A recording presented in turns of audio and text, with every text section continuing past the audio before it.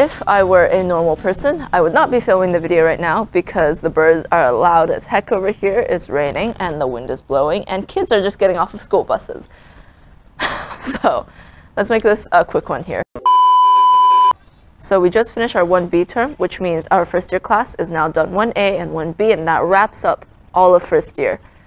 1B, technically all the courses didn't really change in terms of structure compared to 1A. So if you have not seen my 1A recap video, you can go check it out. But 1B technically is like a Pokemon evolution of 1A. So we're keeping all the same aspects of the courses, but now we're just taking that one more step forward. So for example, our 110 class in 1A becomes 113 in 1B. And it's the same visual and digital media course. It's literally called Visual and Digital Media Arts 2, except this time, we're just taking more of our foundational skills that we learned in 1A and building upon that. So it's just Photoshop, Illustrator, more Rhino, and now we're getting into 3D modeling and rendering, especially using Enscape and Rhino together, which is pretty powerful for when it comes to making these great looking renders. Just like before, Visual and Digital Media is connected with your studio course, except this time, 113 does have some of its own projects that do not completely relate with studio. However, it's still mostly pretty much working in conjunction with each other. Studio is still your main largest course. This is what you got to focus on. This is the one that's most heavily weighted in terms of all your course credits. Again, just like in 1A, Studio is where you create your architecture. This is where you apply all the skills you learn from all the other classes and communicate that through your projects, through your drawings, through your renderings, through your presentation of your projects. Another course we had in 1A was 142, which was on cultural history. That becomes 143 in 1B, and that again is still cultural history, except now we're focused more on the ancient worlds and foundations of Europe. The school does a really good job in realizing that architecture should not be Eurocentric and just focused on European history. So in this course, we also learned about ancient Egypt, ancient China, and all the other cultures that surround us in the world. So bravo for Waterloo for doing a great job at that. The course itself was super engaging, super fun. Something to mention is that in 1A and 1B, we do not have any written exams or quizzes or tests. It's just projects and a weekly drawing, a sketch for our construction course, which I'll get to in a second, and then a weekly journal for the 143 course. So overall, workload-wise, Studio is the heaviest, and the other courses are very well toned down in a way where it doesn't overwhelm us, but it still challenges us to communicate our understandings. Our building construction course, which was 172 in 1A, is now 173 in 1B. We have the same professor, so everything is going along really smoothly. We're just going through more complex examples of building structures and building systems. The homework for this course is pretty straightforward, as we just need to draw to scale or to half scale wall sections, and that teaches us physical hand sketching, line weighting, but also teaches us the construction behind the buildings that we create. And this is extremely helpful in studio or other projects where we need to have basic foundational knowledge of how these building systems work. One of the bigger changes, course-wise, would be that 120, which was a communications course, and during 1A, again,